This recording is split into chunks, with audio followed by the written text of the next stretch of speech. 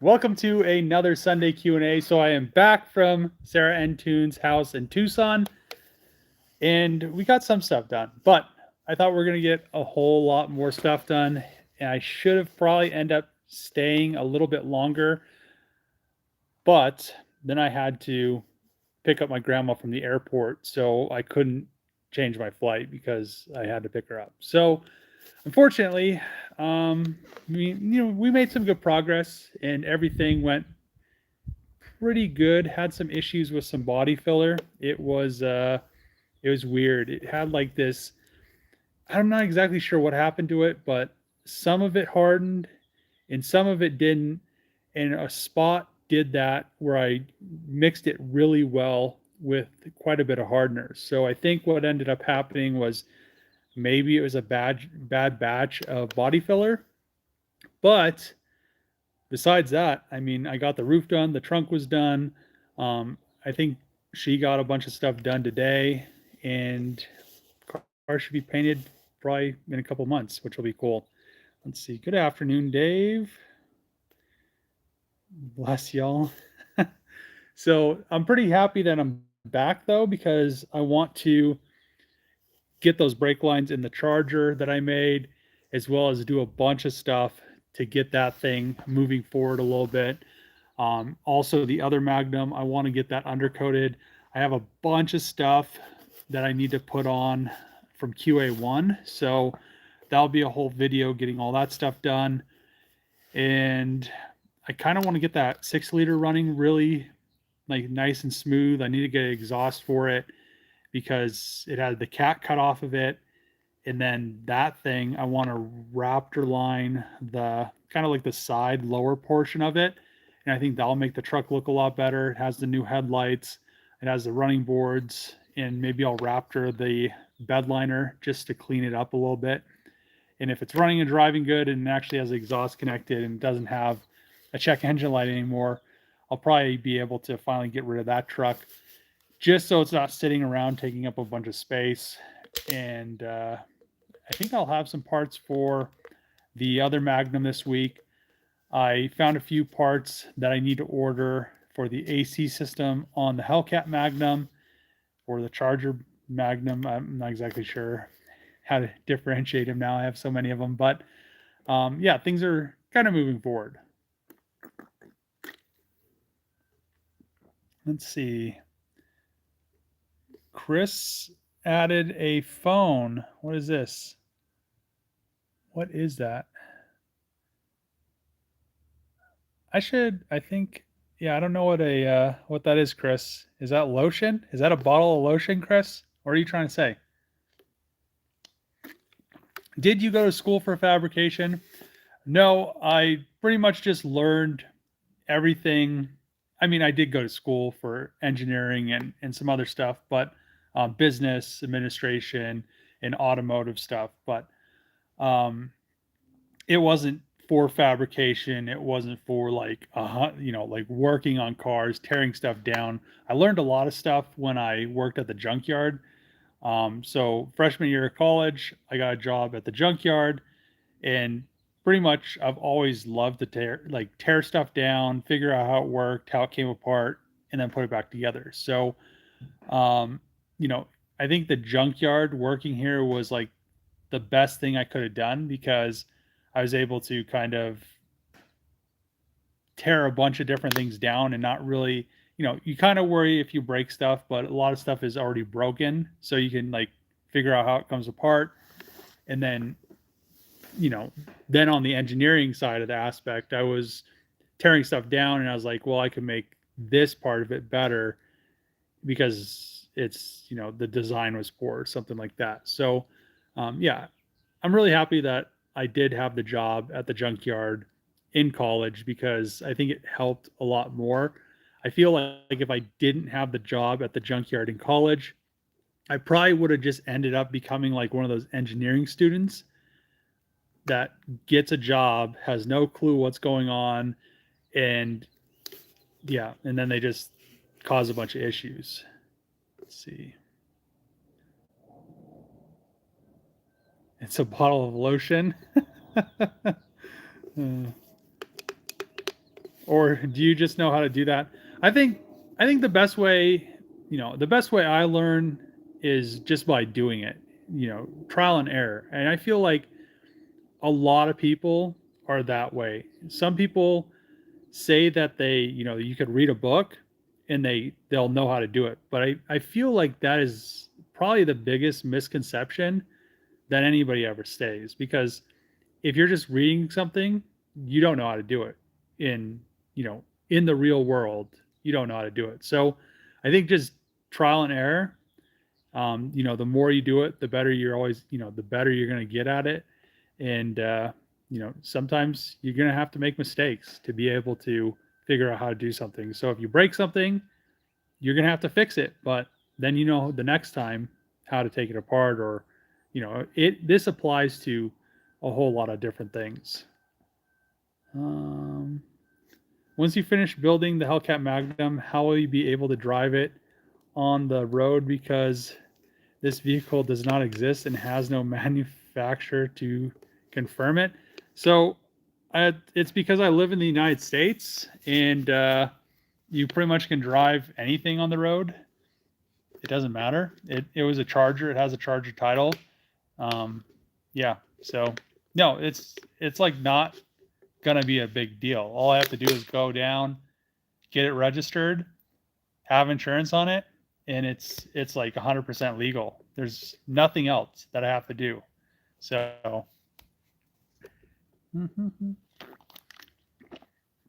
saw you on Sarah's channel the other day. Did you go to Arizona with the express purpose of working on her car? Yeah, so Sarah asked me to come down to help her out with some body work on the car.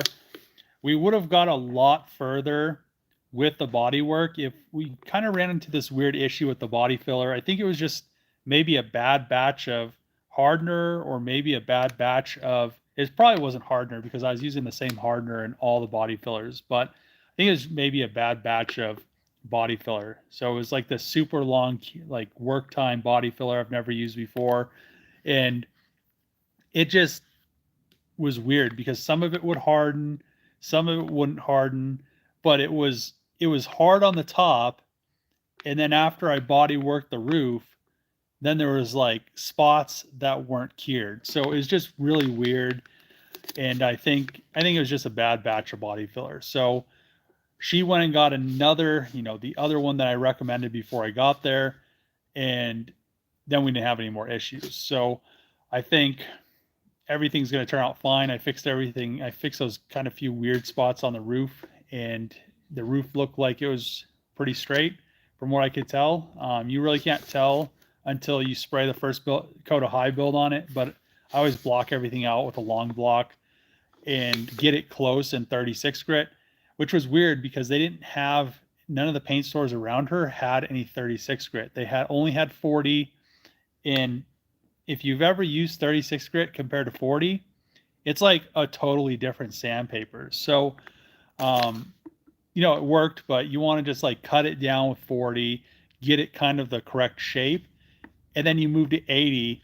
So you kill all those 40 grit sanding scratches in the body filler. So you want to pretty much eliminate all of those super heavy sanding scratches, so they're not just getting filled with like a high build primer. You can do it, but the chances of it shrinking back later on and then showing through, through the base into the clear is you have a lot higher chance of that happening. So, and then once that's done, you have a really smooth panel if you use a long block. But using the 36 grit while it's still kind of just right before it hardens, you can pretty much knock everything down, and it's like minimal effort. That super long curing body filler that we're using, I I literally did the roof in it. Then the next day I body worked it, which is kind of a nightmare because then it's all hard and you're trying to get all the highs and lows down, but you're kind of working against yourself because it's already so hard. So yeah, I think it'll be fine. I think everything's going to look really good. It's definitely going to look way straighter than a factory one. So it'll be nice. It'll be nice to see the color once it's on there. Let's see.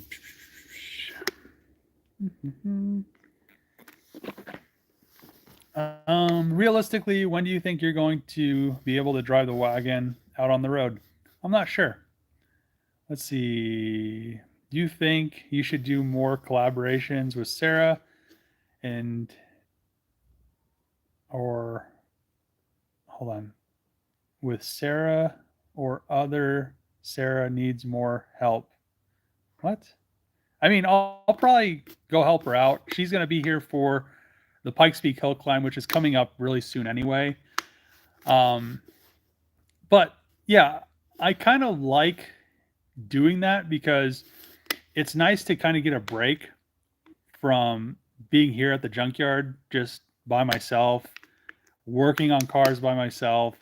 And, I've known Sarah for, I think, 5 years is the first time I went. Went to Tucson when I got the FD. I stayed at her house, and it was really nice because other than like messaging on Instagram before that, like I never met her before. So her and little Sarah, I met up with them, stayed there with the FD because I already had been driving for like 2 days at that point with no sleep. And then from there home, it's not like a super long drive. I think it was like 12 hours or something like that, 10 hours, which was really nice. So, um, yeah. And then last year when she came for the Pikes Peak Hill Climb, it was pretty cool because her and Charlie and me hung out and did some stuff. And she had like a press pass to that. So that was kind of cool. Let's see. Um, do you think motorsport engineering is a viable long term career for an avid car enthusiast? I've already done a year of electrical and enjoy it, but want to switch. Um, I would recommend probably do. I mean, if you want to do something in the automotive industry, it's fine. But most of the time, when you do a job that is like your hobby or somewhat close, like mechanics, they be, I believe most mechanics become mechanics because they love cars, they like driving cars, but they don't have enough money for somebody else to work on them, so they fix their own cars. Then they end up becoming a mechanic. Then they end up hating cars, and then they just like, well, then they always have like, I don't know. Some of them have cool cars, but most of them just have like a Ranger that's like beat to death because they don't want to work on anything. So because they work on people's cars all day. Same thing with body shops. You always see like body shops. You go in there, and like their project is like sitting in the corner, still in primer from like 20 years ago or something like that. So just kind of be wary. I wouldn't get too close to your hobby with stuff. Even doing YouTube, and my hobby is cars. I also have a few other hobbies, but um, doing automotive YouTube kind of like almost it almost I feel like YouTube almost sours that a little bit, but it's kind of nice to be able to collaborate with other creators, take a break from your projects, and be able to have fun. So and it's not like it's a job, don't get me wrong, but it's something that's more flexible than working for a corporation and then having to do the same thing all the time or be told what to do and stuff like that, which isn't that big of a issue either. But just be kind of wary. I'd probably stay closer to electrical engineering because there's always going to be stuff to do with electronics or even even like writing code if you could do that. But that's a whole nother thing because that's not going to go anywhere. Even with the chat GPT and AI and stuff like that, they're always going to have people that can write code to back all that stuff up. um, Dodge can't help fix or manufacture the parts you can't get or fix. No, they cannot. Hi Dave, what's up Tony? That's cool that you went to help out Sarah. Yeah, I mean, it was a good time. see. Ian, what's going on? Any thoughts on the flooded McLaren P1 being done by Tavares? I think it's pretty cool. I mean, it's doing very well for his channel. You know, his channel is doing very well because of it. But it was like probably the best move that he could have made, because the car already had like a ton of hype from all the articles on the, like, all the news articles, all like the Motor Trend articles, and all those kind of those kind of like newspapers of the internet. But yeah, it was like the best thing that he could have done was buy that car and fix it, because it's gonna get fixed. It's gonna look like brand new, but it's just, there's a story to it, and it's gonna be cool when it's done. Plus, he doesn't have to pay what a new one, like one that wasn't from the auction, would cost. Let's see. Would suicide doors work on a Dodge Magnum, referring to the two back passenger doors? I mean, you could do it if you wanted to make like door hinges and stuff like that.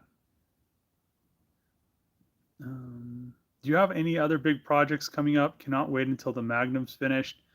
I mean, I have a bunch of stuff that I need to finish, I think, is my plan.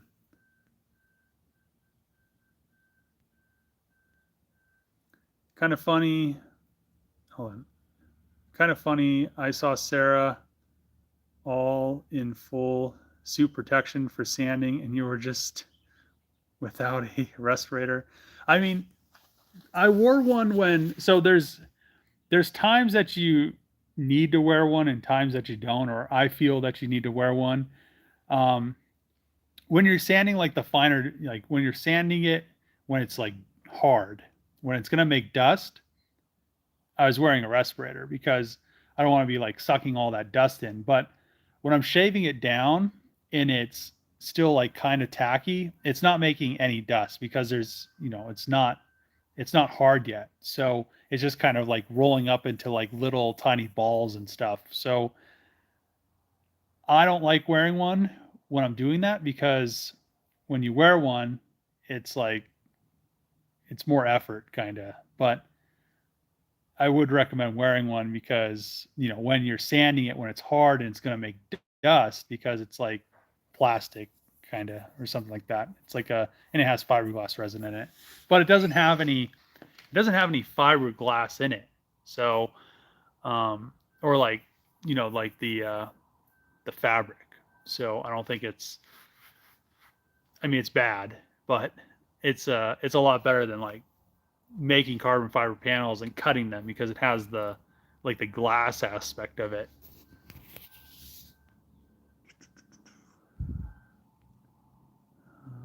The engine comes Thursday, so you're coming back to Alabama, right? Oh, comes Thursday, and I mean, it'd probably only take like 30 minutes to swap it in. Done it so many times, but yeah, hopefully that one doesn't knock. That would suck. Yeah, that's gonna be interesting. Hopefully it's a good one.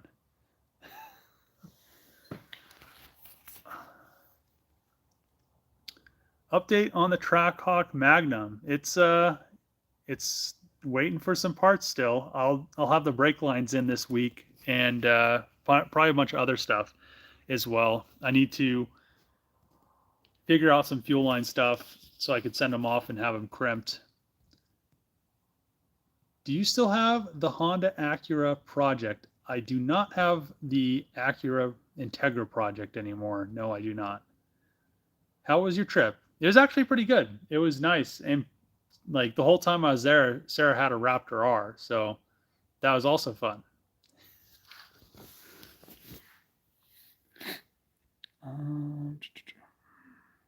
Do you think your Hellcat Durango is more valuable with a numbers matching motor and trans?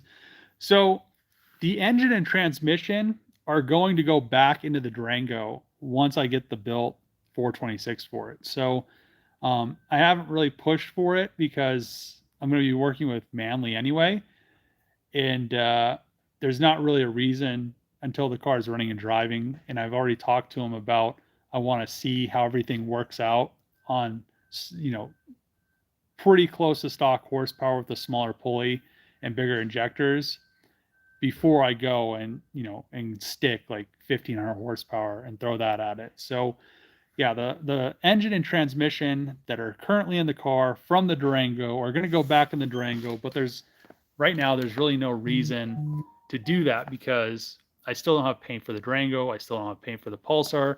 I'm still waiting on stuff for that. I'm still waiting on the front drive shaft. It's just it's a nightmare. It's like there's no other way to say it. It's just a nightmare waiting for all these parts.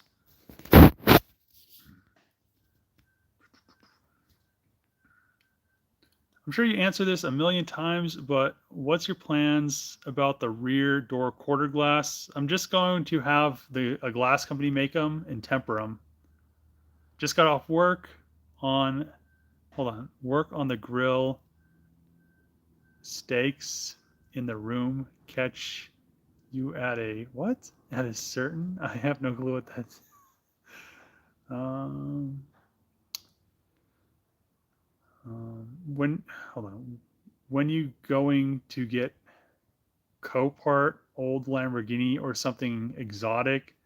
You seem to have more technical understanding than most of these other YouTube rebuilding exotics and get lots of views. So I really don't think I. So the issue with getting like an exotic is once you get a Lamborghini or a Ferrari or anything like that, you kind of like put yourself in a situation where then people are going to be like, if I wanted to get something like a JDM car, like let's say I wanted to get, I don't know, something that's like not expensive and wanted to like like fix it up because I like the car. Then people on the internet are like, well, you did a Lamborghini and now you're going back to like a Nissan 240SX. This channel is going downhill. They say all this stupid stuff. So I really don't want to get into the realm of Lamborghinis. Maybe eventually I'll do that. But to me, I would much rather have like the FD than like a Lamborghini. So, plus for the amount of money you're going to spend on a Lamborghini, you could just do so much more. I'd rather just like that Mark III Supra. I'd rather just restore that car and make it like 100% perfect and have a nice Mark III Supra instead of like a Lamborghini, which a lot of people probably say I'm crazy, but there's a lot of people that are more into like builds like that or like the Hellcat Magnum, something that isn't around.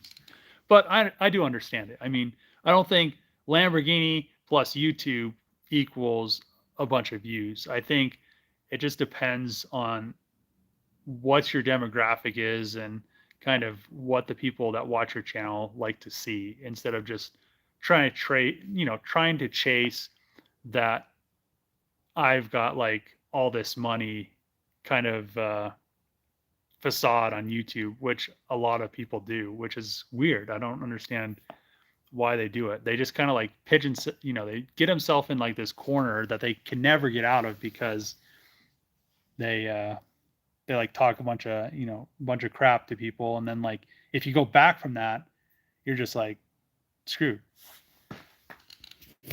Let's see. Would you try doing car review videos for companies like for Ford, Toyota? Um, you know, I would probably do car reviews, but I think you have to like you'd have to like be invited to do car reviews.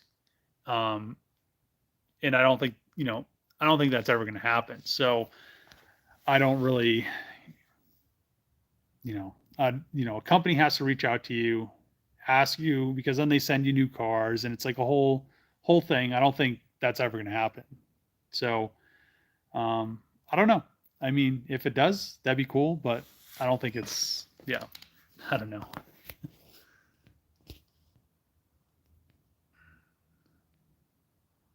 Okay, like the money you spent on the Magnum Hellcat swap is a niche audience, more people more interested on exotics. Um, I feel like there's the thing with the Hellcat Magnum is it's such a unique build that people that love like Camaros or like Ford Mustangs or Ford, Chevy, anything other than Dodge that usually wouldn't watch Dodge content like a Charger Hellcat or the Demon 170. They wouldn't watch that content because they don't like Dodges, but they'll watch the Hellcat Magnum because it's a unique custom build. So I I don't think exotics is really the key to success on YouTube. I think it's a lot of people think that is like, let me buy the super expensive car. If it's like a rare car, that would be a totally different thing. But just getting a Lamborghini or a Ferrari or something and rebuilding it on YouTube, I don't think that's the way to go. Financially, or just like kind of building a subscriber base either. Especially if you build a subscriber base off of buying a wrecked Lamborghini or something like that and rebuilding it, you're stuck. You're literally stuck.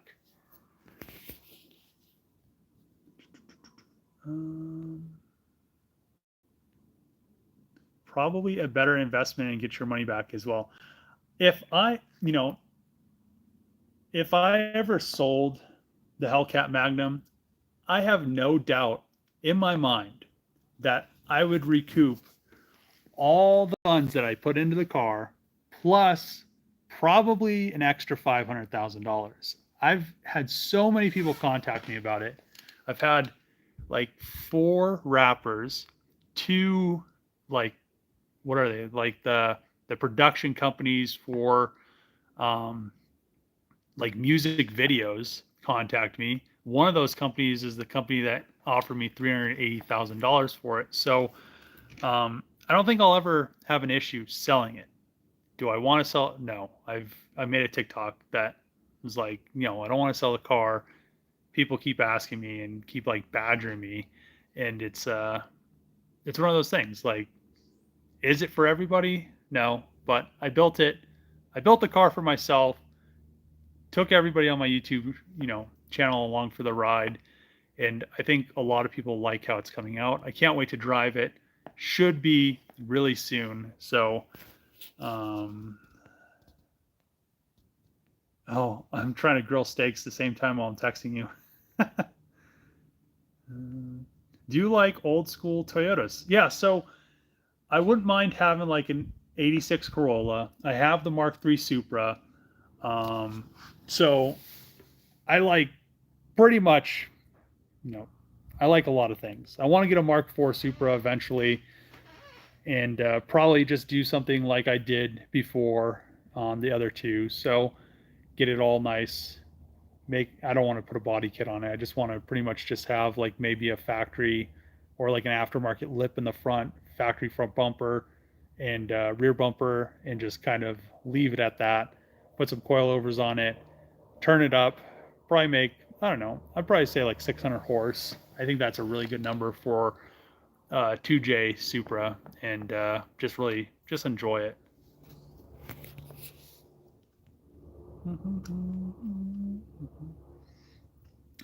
Are you going to keep doing Dodge builds? Seems a pain to deal with getting their parts.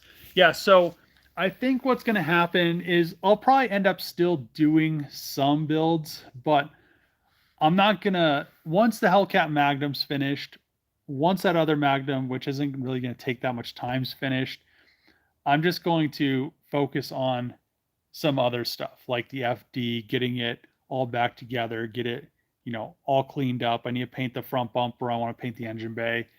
And then, I have the Mark III Supra, I have the Pulsar GTIR. I need to finish the 3000 GT and just kind of move forward. I really like the Dodge stuff, but finish the Durango. I really like the Dodge stuff. and I like everything, else that I have, but getting parts to be able to do builds is like trying to get parts for like a 1950s, like whatever. It's just a pain. You're like on eBay trying to get stuff, you're doing this or that. I messaged a few people about interiors, and they like messaged me, "Oh yeah, I got the interior when I was in Alabama. I was doing this. I have the interior, exactly what I wanted." And I was like, "Sweet, I'll come pick it up." Didn't even like tell them I was going to pay them less. I was going to pay them the 3 grand that they wanted for the interior. It had the seats, the door panels. I was like, "What's your address? I'll come pick it up." Nothing. Nothing after that. It's like Facebook Marketplace is like a cesspool of people that don't want to sell anything sometimes. They won't message you back, or it's a bunch of people just like asking if something's available just to ask if it's available and never plan on like buying anything. It's just Facebook has just destroyed like everything. But yeah, I mean, it's not all Facebook, but yeah, getting parts for Dodges is just such a pain. So I think like the VR4, I want to get, once the Hellcat Magnum's done, I want to get that thing all back together, all ready to go. So it's 100%, looks good, drivable, everything's together. It's something I could take, if I want to go drive it to Denver for the weekend or something like that, I could do it and it's not going to have any issues. And then I want to single turbo it, bigger injectors, see what I can end up making on the stock bottom end. And while I'm doing that, I have a spare block and heads I could build, and then I'll probably stay around like 500 on that just so I don't have any issues. And then I'll have the single turbo so it won't have a bunch of excess heat in the engine bay, won't have a bunch of excess piping, and it'll be really nice. So let's see. Hit the like, y'all. Thanks, Tony. Dave, if the Dodge Challenger 170 was all-wheel drive, a 0 to 60 in 1 second or less, what do you think about it? So the issue is it doesn't do 0 to 60 in the 1.66 seconds because they were already caught lying. They're doing a like rolling start from a foot. So they already have started a foot before they actually start recording the time. So it's a lie. Dodge is lying about the 0 to 60 time. So it's probably 0 to 60 in 2 seconds, which isn't really that great. But if they had it all-wheel drive, it would probably be the 166. So I really can't wait to see what the Magnum's going to do.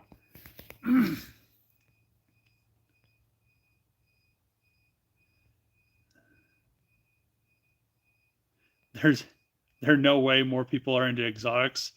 Yeah, I don't think most. I think there's like young kids that watch all this stuff of how to get rich quick, or like I don't know, like that niche of people are like into exotic car content, and I think that's like the people that are like into like daily driven exotics or Amelia Hartford. They're like into like that niche of like, I'm gonna get rich quick, I'm gonna get a Lambo, I'm gonna like invest in Bitcoin, but then lose all my money and never be able to afford a Lambo kind of thing. So I I love Lamborghinis. I mean, they're cool.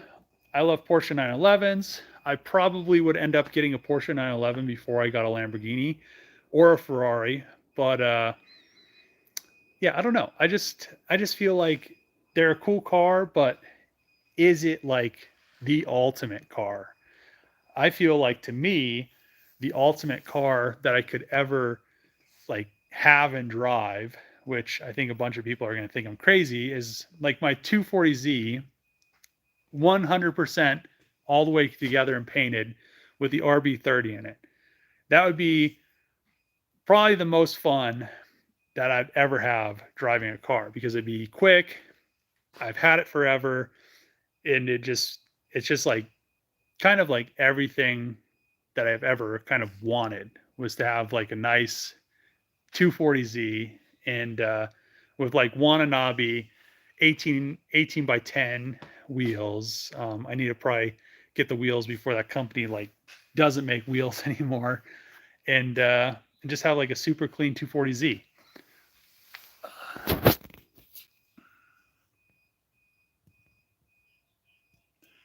Let's see. For the most part, people are going to watch what they can't afford. Most can't afford it exotic. Um, I don't know. I feel like more people watch stuff that they can afford.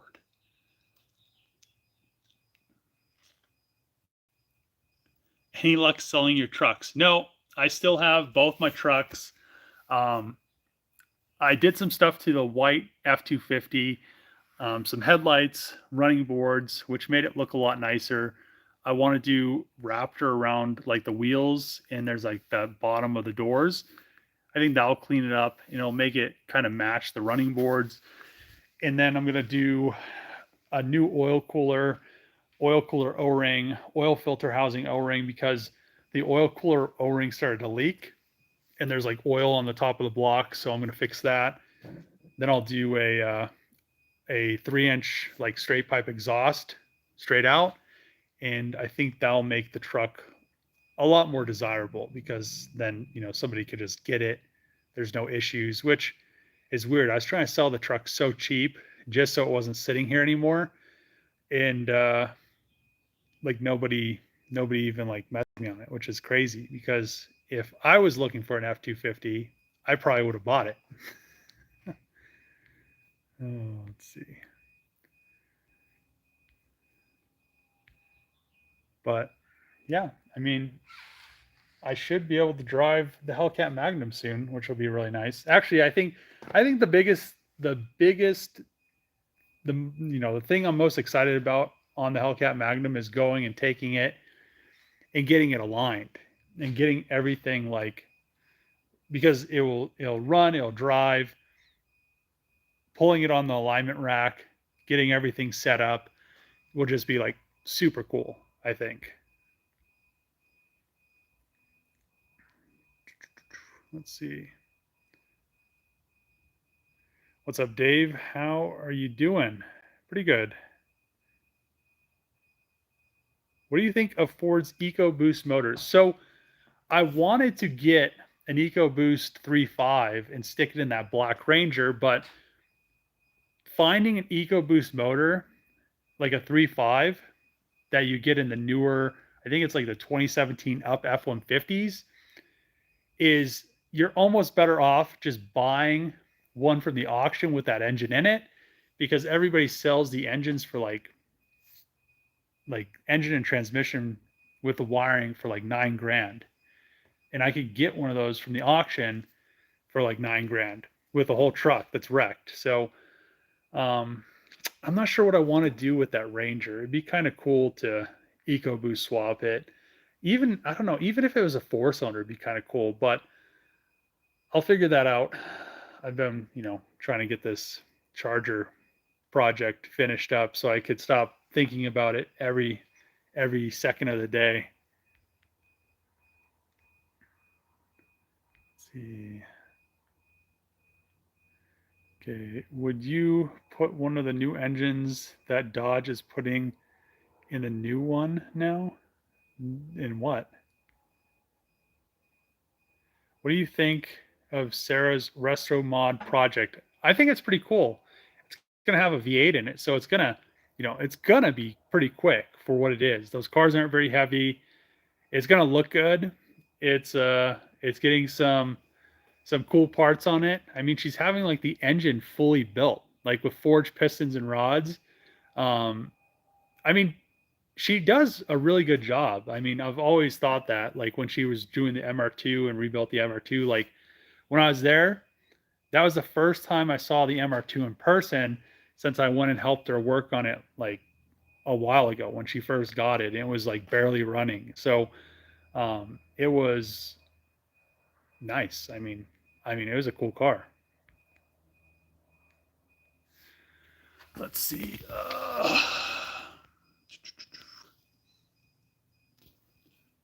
Collaborate with YouTuber Weston Chaplin. He swapped an EcoBoost engine into a Mustang with a diesel Dodge truck. Um, yeah, I mean, I don't think Weston like messaged me a while ago, and then I like messaged him back, and then we talked a little bit, and then he messaged me again. Like I don't know, this was probably 6 or 8 months ago, and said what's up, and then I was like, oh, not much. What are you doing? And then like didn't hear anything back from him. I was like, oh, this is weird. So yeah, I haven't heard from him since.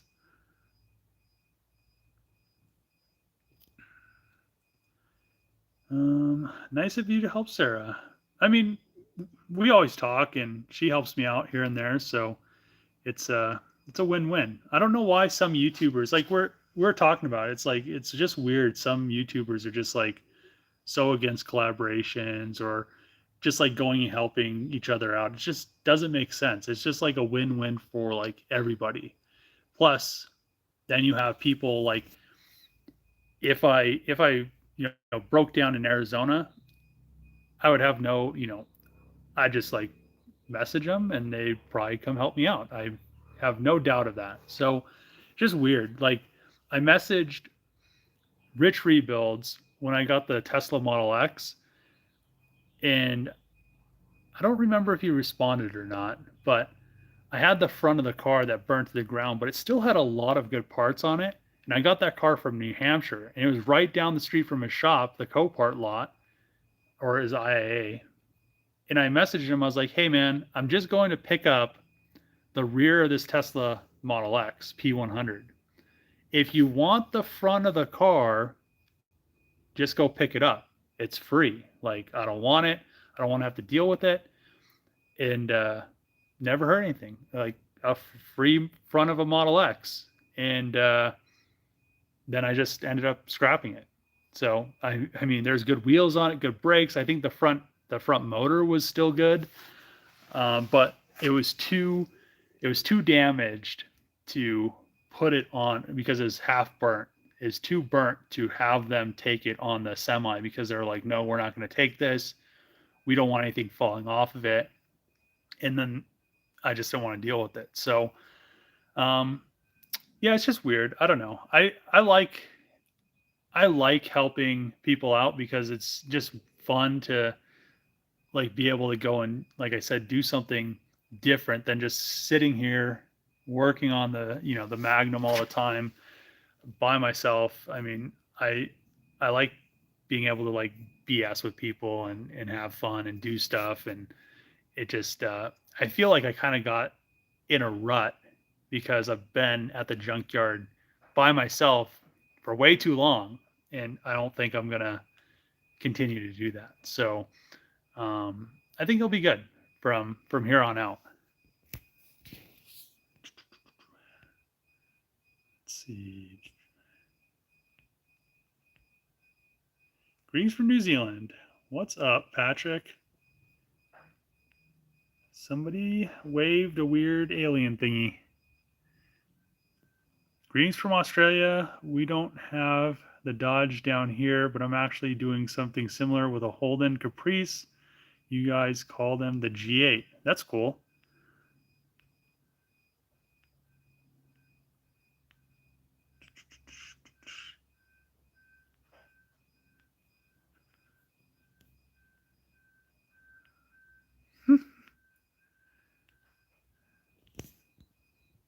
Coming from let's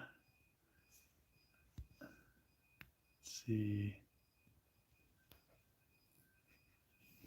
Yeah, it's funny. I don't even I don't even need to read the comment, but I could probably buy your house. I could probably buy multiples of your house. I wonder why you watch the channel if you just want to talk shit. Let's see. But I could fix that for you.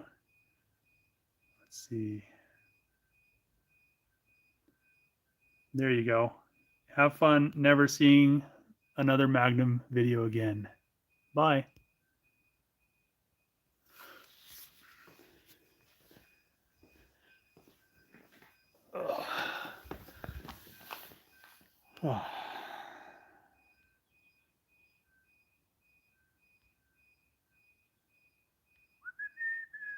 Make me a moderator. uh, let's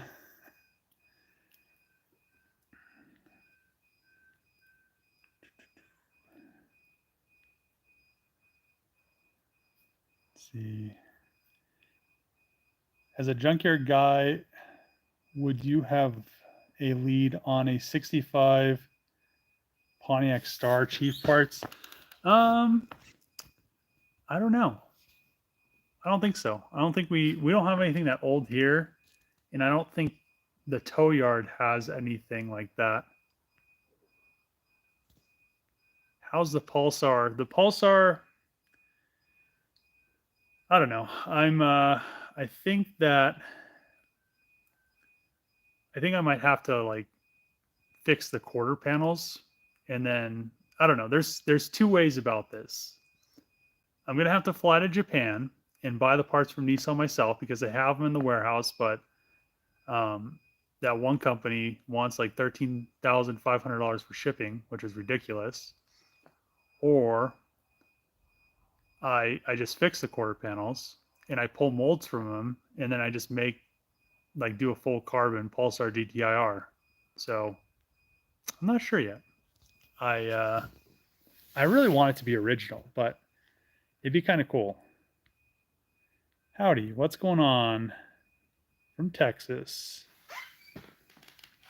Let's see.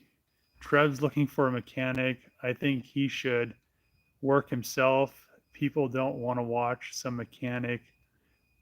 They want to watch the guy from the YouTube channel like yours. Yeah. So I don't know. He doesn't have any work ethic, and that's like the biggest issue.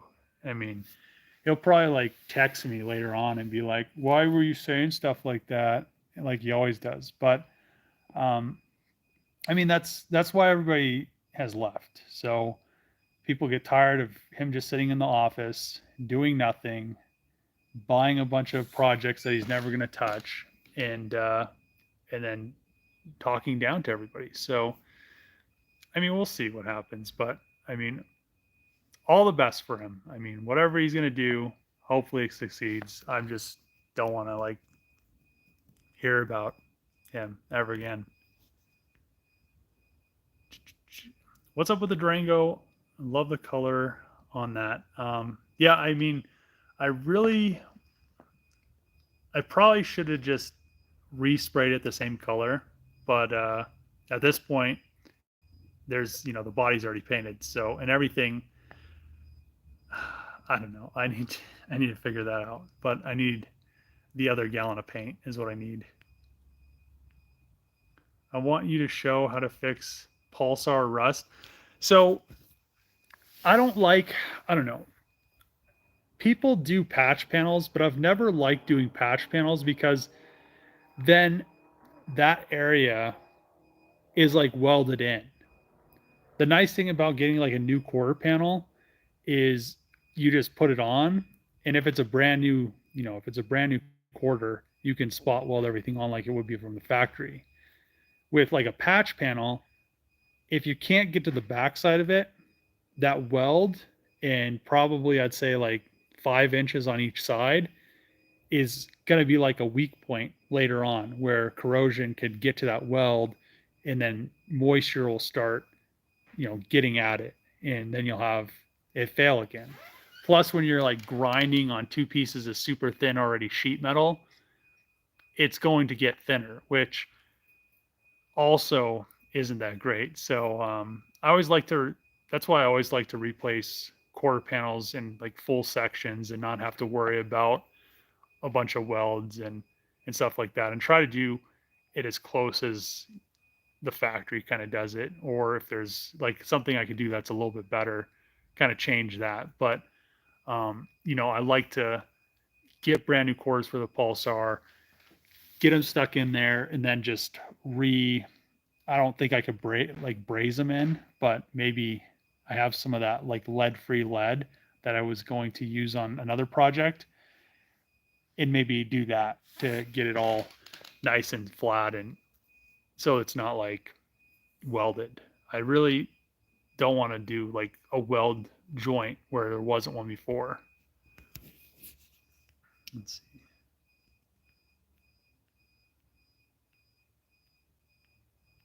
These old Pontiacs are hard to find these days. Yeah, a lot of stuff is really hard to find just because the whole cash for clunkers, when that was going on, scrap was like $500 a ton. So everything that was heavy, everything that was old, people were just getting rid of it, and just like it was just a shame. It was like so bad for like all the old cars and all the old car parts. It pretty much just set everybody back of like parts they could have used and could be using now. And that's why you see a lot more cars that are over 200,000 miles now, because there's so few of them compared to what there was before cash for clunkers.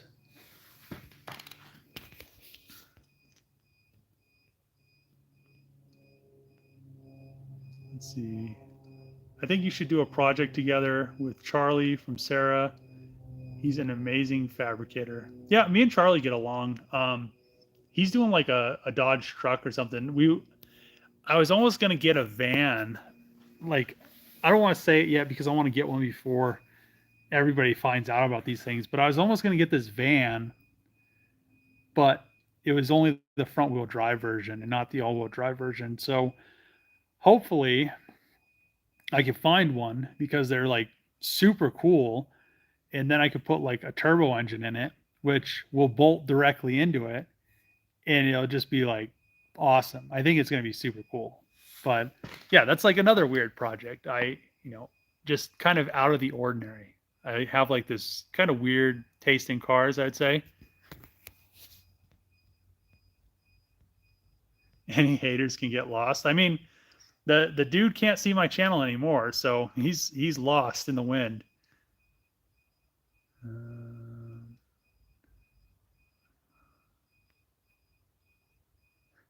What about when did this happen? What about what Trevor's wife said about you making her uncomfortable calling her brother a pedophile? What? And you have a weird sense of humor and making disturbing jokes. What? Um, well, Trevor's not married, but yeah, that girl is the biggest shit talker in the world. So just an FYI, if she's ever met you behind your back, she's talked shit about you. Did I just block this guy, this AJ guy? Let's see.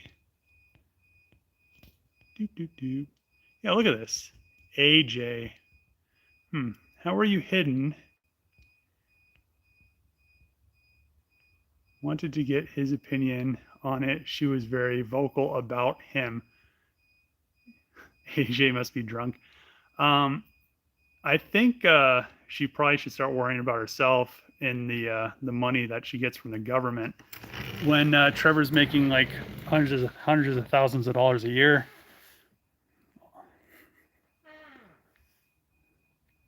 But I already banned you once. Everyone to see. Good for her. Good for her. Actually, if I really wanted to, nah, I really don't care. She's a thought.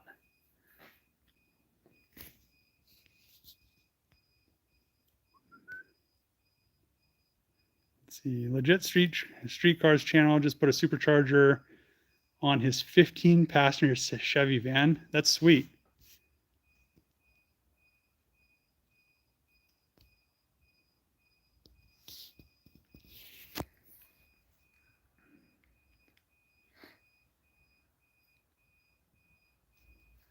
Let's see. She's mad. Trevor is pushing everyone away. because she posted, it doesn't mean it's true. Yeah. I don't think I ever called her brother a pedophile though. I think that was more I'm not going to say who was saying it, but I think that was somebody else. Uh, I just always called her brother an idiot.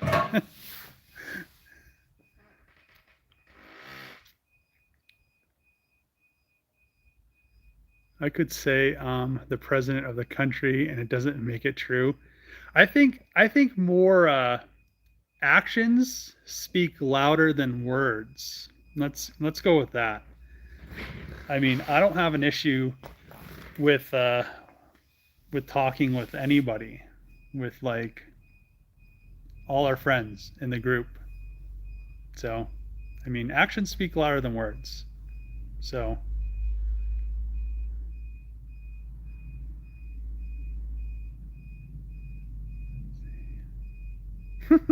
I wish you were. I'd get fired for speaking my mind. When are you going to start the Durango? Once I get the all the paint and everything done,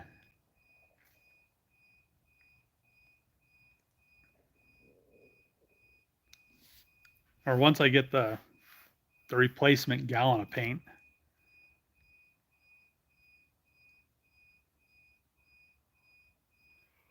But I'm going to end the video here. I have some stuff that I need to do. I need to go home and make sure the video uploaded.